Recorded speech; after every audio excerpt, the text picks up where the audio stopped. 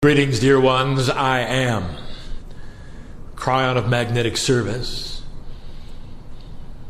Words spoken for many years to the human beings in their perception of 3D.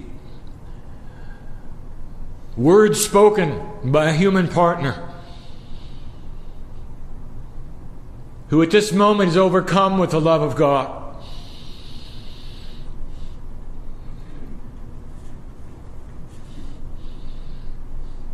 It is the promise that I have given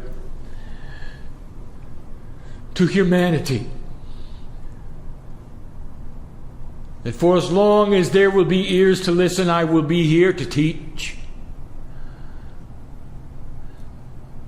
And that I am uncomfortable teaching those who know already. It is only because of the veil and the duality that I bring these things forward, things that when I touch upon them will resound within you. For there is no guruship represented here. There is no prophet speaking to you here.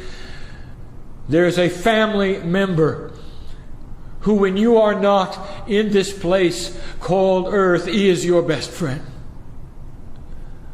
For we have made this journey, dear ones, together so often. I am known as the support group for you. And you know who I am. And when you make the transition, and yet again, I would seemingly meet you on the other side of the veil yet again. And I would say, welcome home, brother, sister, welcome home. Job well done. And we would touch each other energetically as a human would hug a human, and we would reach out and entwine the energy one with another in this embrace.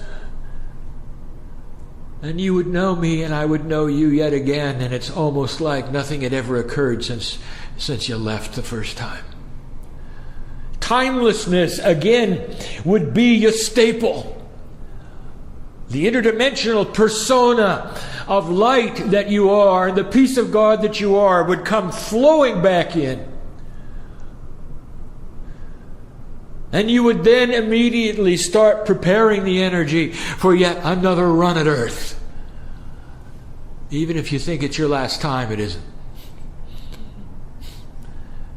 I know this because I know the rest of the intelligence that you're not allowed to have as you sit in the chairs. I live with it.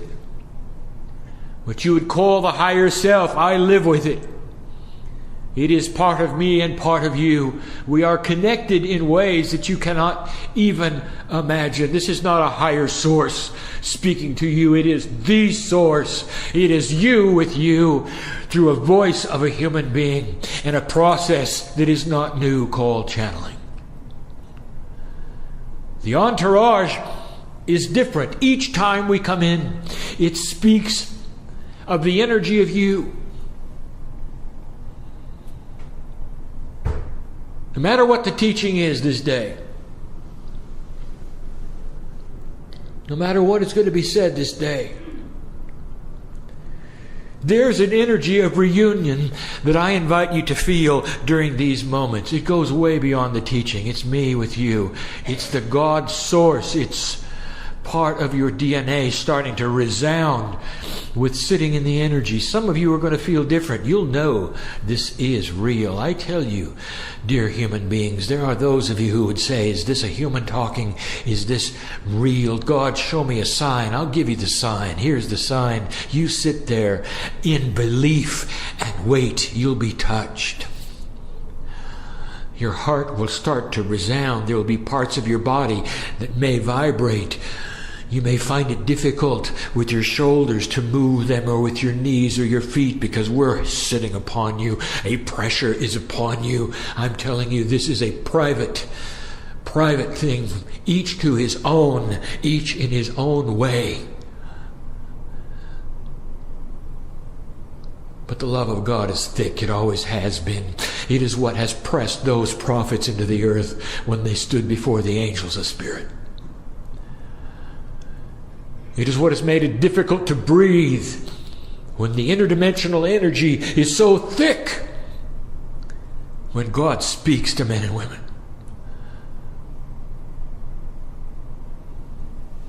Let this never be commonplace. When you sit within yourself in your own meditations and you speak to Spirit and you say, "Oh God, meet me here. Tell me what it is I need to know." When you do that, feel this thickness of Spirit.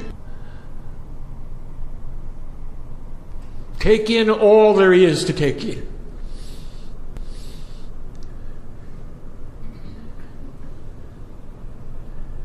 There's such a shift that is possible, human being.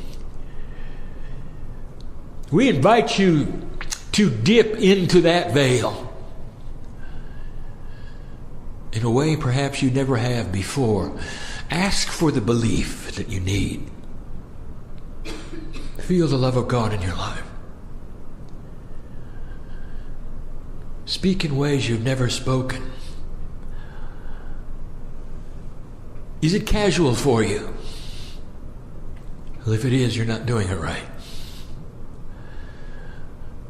Let these things resound with you so that you weep with the joy of the experience. And no matter what is happening in your life, no matter what it is in 3D, let you say, "It is well with my soul. For I've gone and transcended beyond the troubles of earth. And I sit in a sacred place that is my place. It is the God place while I'm alive as a human being." Let that rotate around you. I say these things because of what we teach next.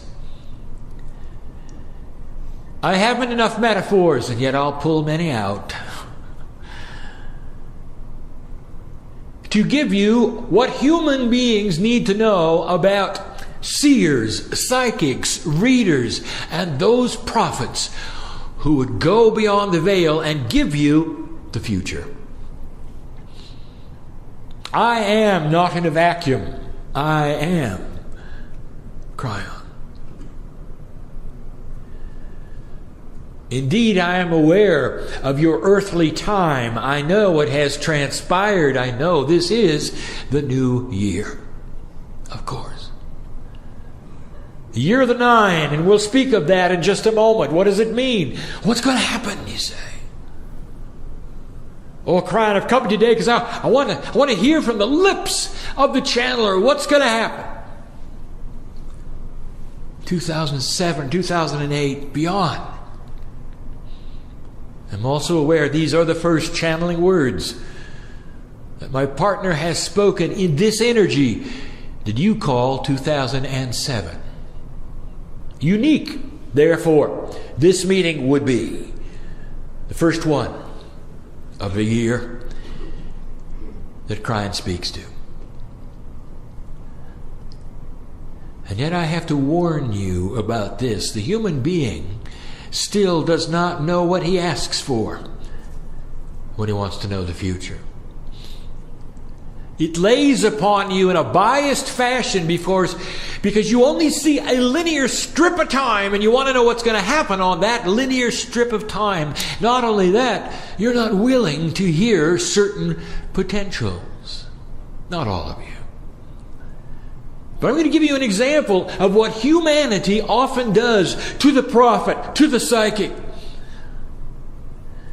When it goes to them and asks, "Well, tell me what's going to happen in the future," and they sit there in anticipation. Here's the first metaphor of the day among many. Let me give it to you. There is a woman who goes to the doctor. And she says to the doctor, "Something's wrong with me. I don't feel well. I need you to tell me what it is that's wrong with me." And the doctor says, "That's fine, give me your symptoms." She does. "I don't have the energy I used to. I'm gaining weight, I don't want to. I feel funny. There's something wrong with me, doctor. Tell me what it is." And he says, "Fine, we'll do the tests." And she comes back later. And he says, "Well, I've got some good news for you." And she says, "I don't want good news. I want to know what's wrong with me. I got something wrong with me. If you can't tell me, I'll get another doctor. And he says, I've got some things to tell you maybe you don't expect. And she says, if you can't tell me what's wrong with me, I'm leaving. And she leaves. Sitting on his desk is the piece of paper that shows that she's pregnant. And that is the same human spirit, God bless her, born into a situation of 3 dimension where she is biased on what she thinks she's going to receive in a message. Because if she feels odd, then it's got to be bad news, isn't it? If she's gaining weight, it's got to be bad news. She's the one, by the way, who will then birth the child. And when the child comes out in all of its glory, she'll look at it and she'll say to it, you're what's wrong with me. And the karma will be established between them, and on it will go, and on it will go. So, human being, I say to you that when you come to a place where the future is going to be discussed, what is the bias that you carry? Do you have the ability to understand what is being given? Will you give leeway and slack to those who go beyond the veil and come back and give you information? And would you understand it if they did? It's linear, you know. Your future, your past, your present, all you see is the strip, the road, one road. Kryon, tell us the future, you say. And then if this channel doesn't give you the same message as another channel, you'll say, well, which one shall I believe? They both were channels, weren't they? What do you do about that? All right, I have another story for you. There once was a village. Next to this village, over the hill, an ocean. Now the villagers respected the ocean. Within the ocean they felt was God, for this was the sustenance. The water, they knew, somehow came over the mountain and gave them rain and grew the crops. God must be under the water, they said.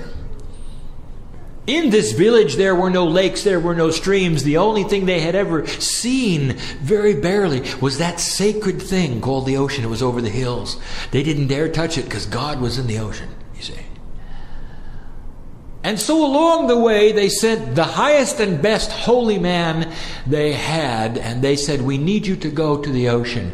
We need you actually to dip your body as far under the water as you can. And then tell us what God looks like. We need to know what is God. He was very afraid. He thought perhaps when he touched that body of water, he'd vaporize. He'd never been in water, such as the things were on this special village. He didn't even know he couldn't breathe underwater. He found out fast. But he did his job and his faith, and he said, dear God, please forgive me if I'm doing something that is out of the permission of the sacredness. And he made all the signs that he was supposed to make, and then he did it. He got into the water and he dipped down as far as he dared, realizing he could not breathe. This was a foreign place. He couldn't breathe. He couldn't stay down very long. It was murky there. He opened his eyes and he realized he was submerged with sacredness, and he was vibrating. He could barely exist. He had to come up fast, and he opened his eyes, and behold, a fish looking right at him. He said, there it is, there's God. Comes bursting out of the water, runs up the shore, crosses the mountains, comes back, and he draws God for his village. It's a fish. And together they worship this fish. They finally know what God looks like. This is what's on the other side of the veil, they say, underneath the water where God lives. God is great. And the fish becomes for them, therefore, their symbol of worship. There's nothing wrong with that. But in 3D, they needed something, did they not? that would remind them of God, a symbol that they could take with them, put in their homes perhaps. Anything that reminds you of the divine is fine. They served it well. Until a younger holy man decided to cross the mountains. I want to see God for myself, he said. But I need the authorization of the rest of you. Indeed, the older holy man who had gone first says, go ahead. It's a wonderful experience. I hope you see God like I did. And he said, I will if God is there. He crossed the mountains. He went into the water. He went through the same thing the first holy man did. He held his breath. It was murky there. And he opened his eyes. And behold, he saw an octopus. That's very different than the fish. He goes and bursts out of the water, runs across the mountains, draws. He says, the first man is wrong. This is what God looks like. Oh, the village had no idea what to think about. Which one is right? They both went to the same place. They both looked under the water.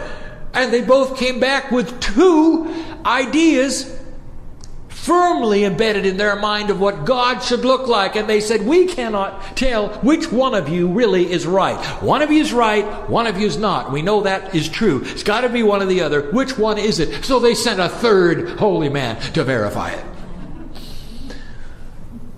Under the water, he opens his eyes and he looks around and he sees an eel. He comes back and says they're both wrong. Here's the quandary. 3 channelers, 3 psychics, 3 prophets, 3 seers. They both go to the other side of the veil and they bring back 3 kinds of information. They went to the same place and all of them saw something different, didn't they? And in that village there, to this day, is a quandary. What does God look like, you see? And the reason is because in their simplicity,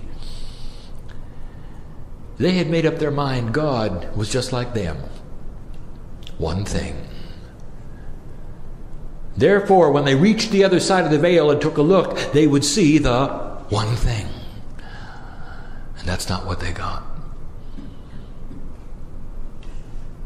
So here we are already exposing a quandary that some humans have regarding those who would give you information that is beyond the veil, whether it is the future or even the way things are. One will not necessarily coordinate with the other, and you sit there as a one-track human being deciding which one is right, when perhaps they're all right. Maybe the other side of the veil is filled with many things in many ways, while all along you're expecting to only see one. Here is the truth of it. On the other side of the veil, there is no time. And so again, we present this to you in a way that hopefully a 3D human being could understand. You sit in the middle of a circle. Make it a table. Make this easy. You're in the middle of a table, a round table, and you're sitting in the middle, and there are pieces of a puzzle all around you. And when you turn them over, some of them say future, some of them say past. All of them have energy. They all glow a certain way, and there's colors to each of them. Now you got to select which one you're going to look at. Which one you're going to take back to 3D, and which one is appropriate for what is going to be manifested on that one track in the future. How do you know? That brings us to the next subject, and we're going to call it human bias. The bias of a 3D human being, whether they're a master or whether they're not. And here is how I'm going to present this. This is important that you understand. I'm giving you the attributes of how to see the future.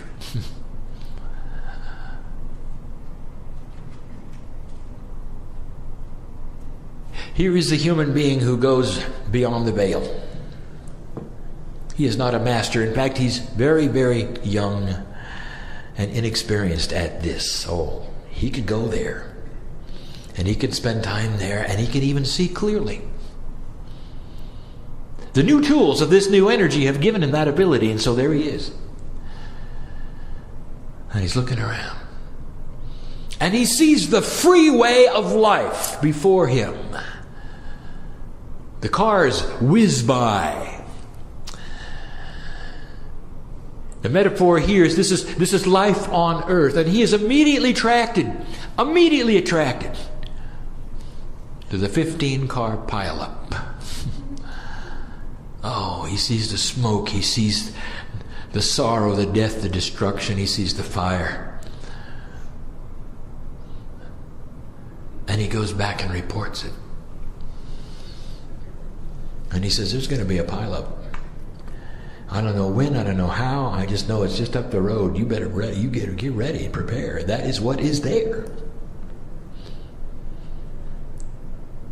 Here comes another human. Now he's a master. This human is a master. He has studied mastery, experienced in mastery. And for the first time, he goes across the veil.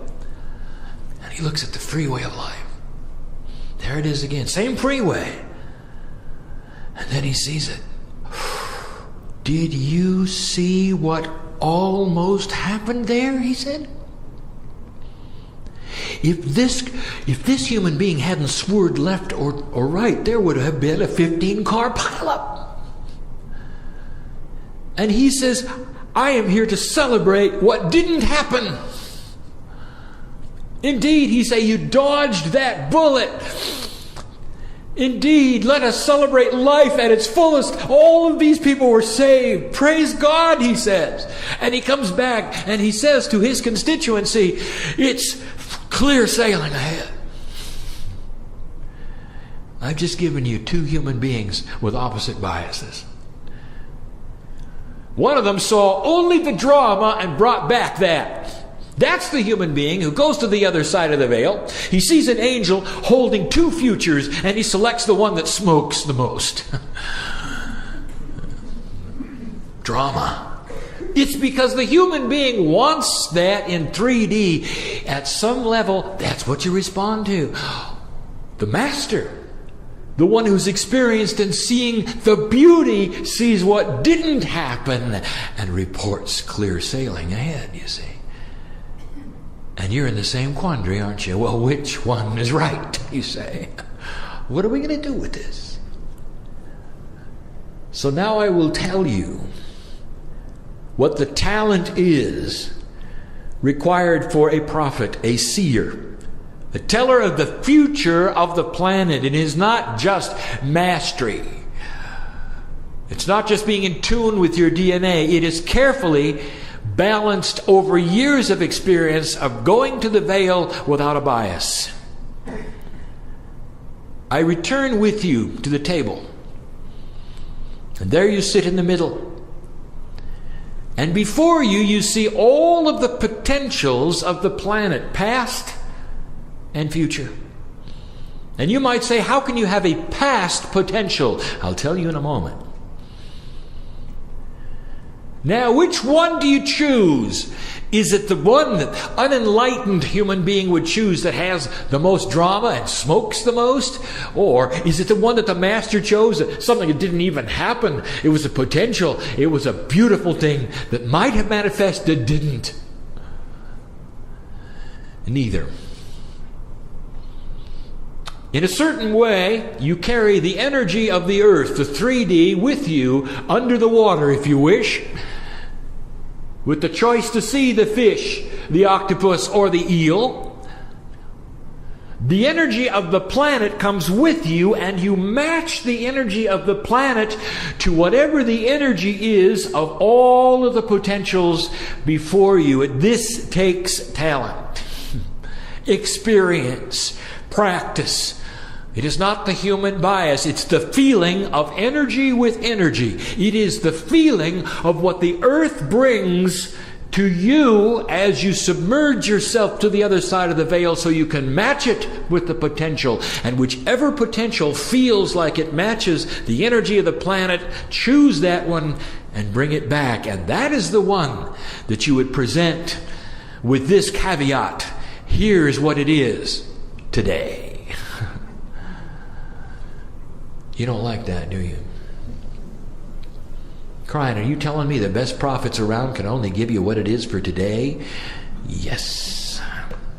Because tomorrow, dear humans, what if some of those in this audience woke up and sent light to a certain place? What if collectively you made a shift and a change that changed this planet dramatically? Because then tomorrow will be different than today, won't it? You see, because you're in charge. And I said this for 18 years. This is the message of Kryon. It always has been. It is no different, dear ones, than the master world-class tarot reader. Think for a moment of the mechanics of what you know about tarot. It's designed as a science to vibrate with your energy and give you tools of direction. Even though the tarot reader may be the only one to touch the cards, you are sitting in front of him. It is your energy that is on the cards, whether you touch them or not, because the intelligence that is cosmic knows who you are, that you're there for direction, and uses his talent to sense your energy then to put the spread upon the table. It may seem random to you, it is not. And what then becomes what you would call the tarot spread is reflection of your energy. And it tells you about your potential for that day, for the future. It is no different.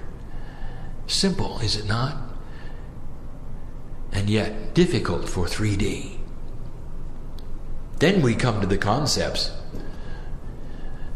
Celebrating things that didn't happen. Oh, I'll give you the example. I want you to really listen carefully.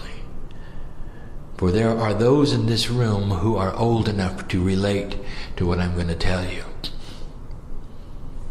1945. 1989. Almost a half a century. You were on your way to the Armageddon, you know, an old energy, an old path, an old potential. Those were the days of the Cold War. And you faced off with two powerful countries, and one was the Soviet Union, who had taken over many other countries, who had built arsenals unto itself, who had a different philosophy, and who was at war in a cold fashion with this country of where I speak right now. And those of you who survived that Cold War will remember the resources that were put into it. The fear that was put into it, the spies, the trickery, the death. Remember? Seemingly, two countries faced off with equal power. And then one of them shot a rocket into space. Obviously, it was ahead. Great fear. The missiles were bigger. Great fear. Oh, the resources that you put in to staving off that. Think about that. And the reason I talk to you about this is because this was the beginning of the buildup of what would become the Armageddon, as prophesied in Scripture, as given by the priest Nostradamus. He saw it. Many saw it.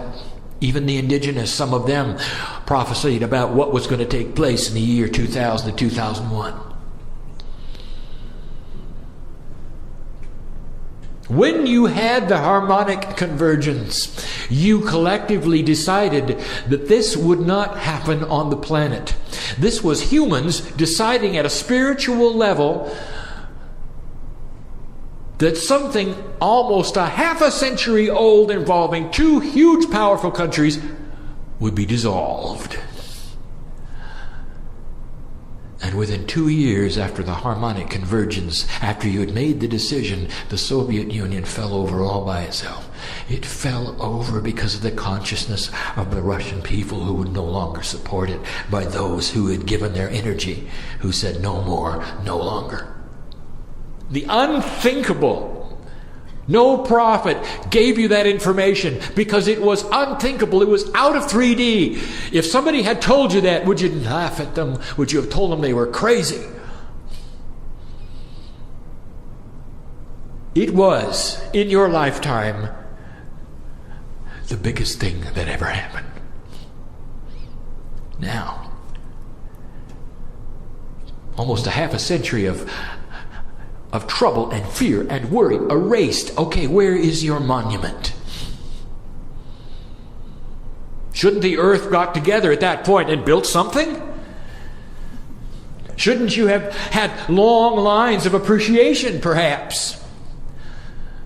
The Armageddon that did not happen. The country that took control and solved the unsolvable. If you were not alive then, you don't know about the unsolvable. Called the evil empire, unsolvable, fell over all by itself almost overnight. Where's your monument? And you're saying, well, there isn't one. And I'll tell you why. Because human beings, you'll build monuments to the ends of wars and massive death and destruction. But when it comes to the things that didn't happen, you're moot. And you don't see them in the same way as the things that did. And so, dear ones, I am telling you that this is an adjustment you're going to have to make in your perception.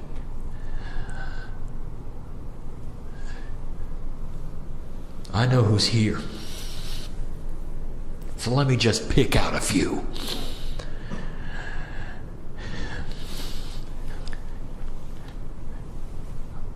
About the traffic accident that you should have died in. You know who I'm talking to. How often do you celebrate the fact that you're still here?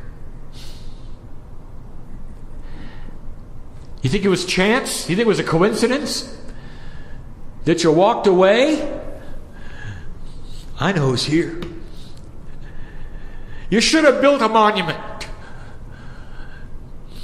And you should every day say thank you that I had made decisions in my life that changed the Akash.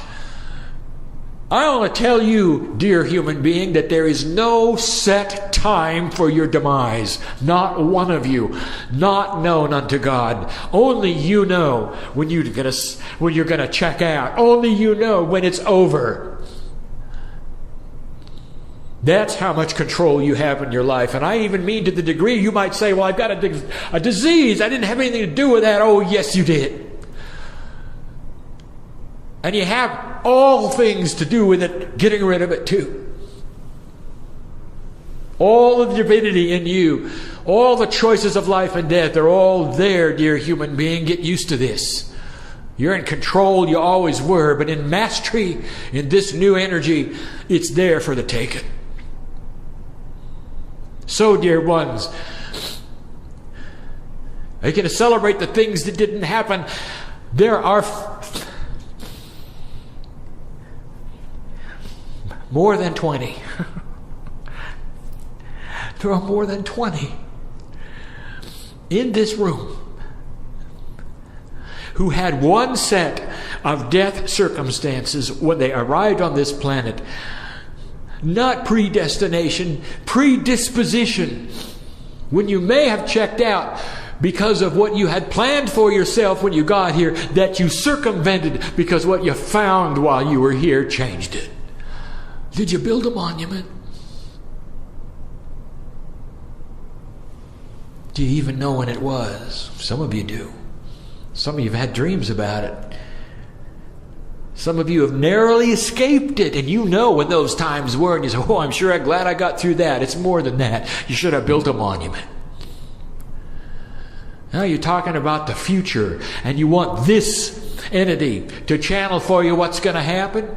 And I'm telling you, you've even circumvented your own death. Potentials exist for all of you to remain a very long time on this planet, because we are in this situation collectively, all of us, on the other side of the veil and this side of the veil, where your light is going to mean something so grand in this future of yours? Have you celebrated the things that didn't happen? Have you celebrated the diseases that you didn't catch? The places that were not toxic? The criminals who never got to you? The houses that were never robbed? I am telling you that this lays in front of your table. Should have built a monument. That's what the future is and is not, filled with potentials of what you would call positive and negative. And then we speak of the most difficult one of all. How can you change the past with what you do today? Well, in a linear 3D ribbon of road that you call past, present, and future, you can't. But in an interdimensional now, you do every day. Hard to have a metaphor of this one, but I've got one. I gave it to my partner even earlier. Consider for a moment you are an author and you have written about many characters. You've developed their lives on paper. Maybe there's 12, 13, maybe more. And as a literalist and one who writes stories, you write about these, and that's the extent of it. Your shelves are filled with books about people and their lives. That wouldn't be uncommon, that wouldn't be unusual. Now let's say, from a greater place, a higher place of wisdom, you become a grand novelist. And suddenly, those 12 people interact together. In fact, they interact in a way that creates a hero, a story, and a victory. And it becomes still another novel. I ask you, what have you done? Have you changed who they were? No. But you changed the story, didn't you?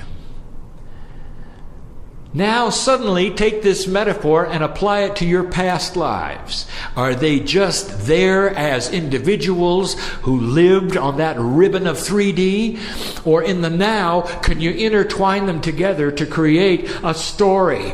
Can you intertwine them together to create a victory and a hero, which is you in the chair today? And if you can do that, you've changed the past. Do you understand?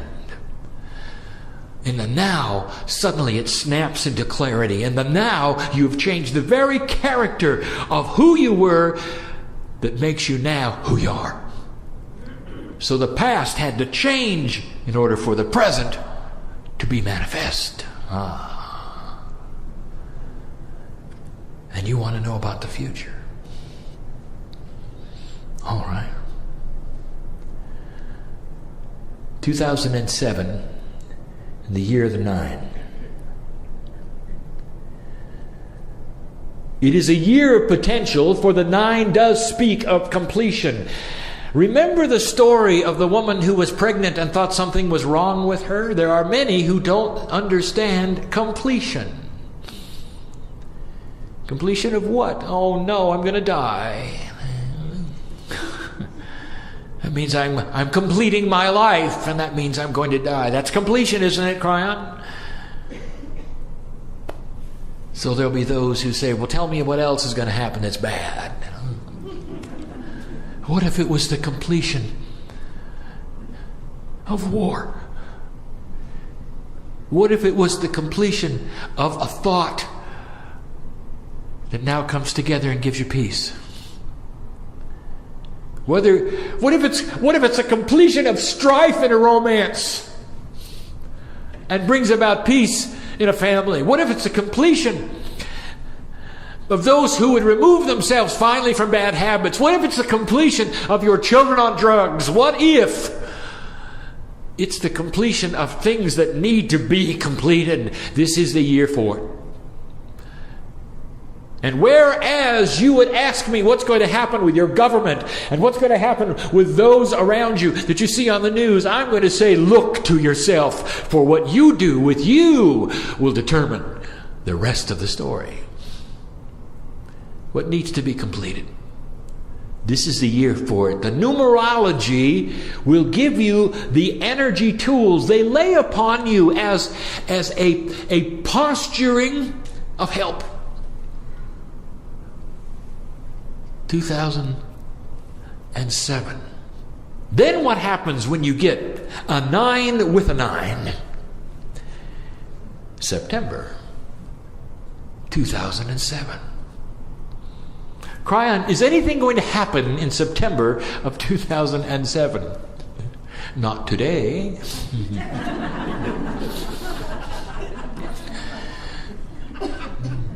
Is there potential for something to happen in September of 2007? Yes.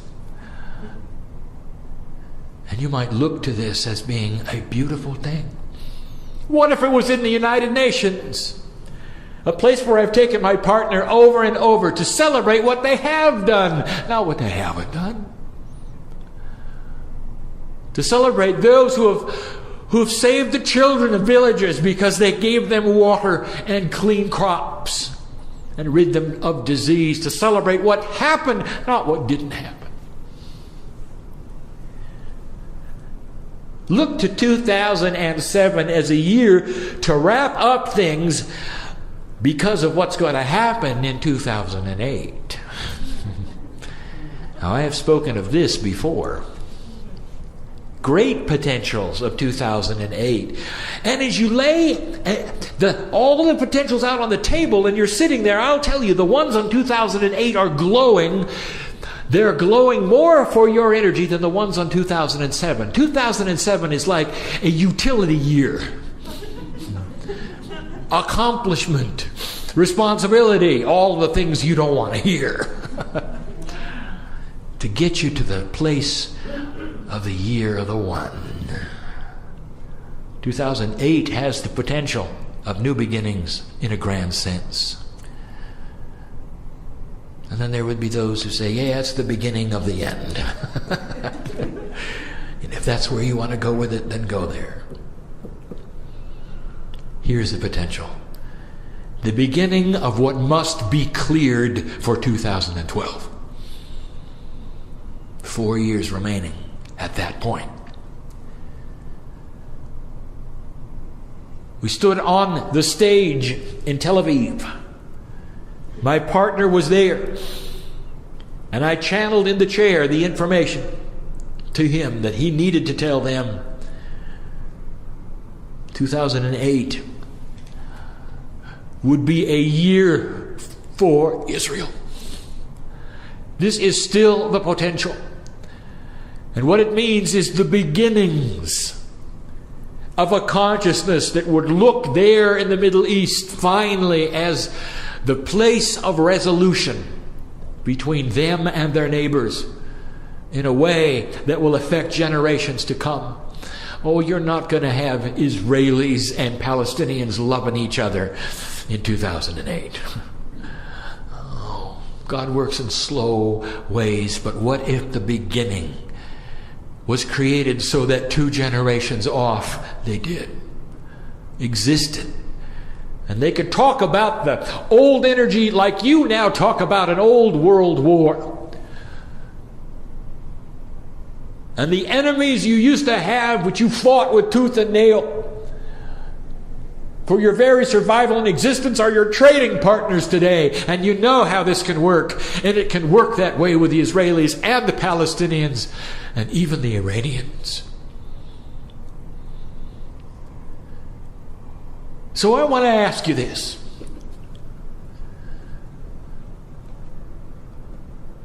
If you were of the generation of the Cold War, what did you think could not possibly happen? Because it happened, didn't it?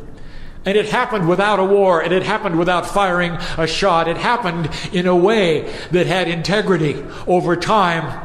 that was destined to be because your consciousness shifted. And I'm telling you, that is the promise of 2008, if it is in the energy of light that you will create from now to then.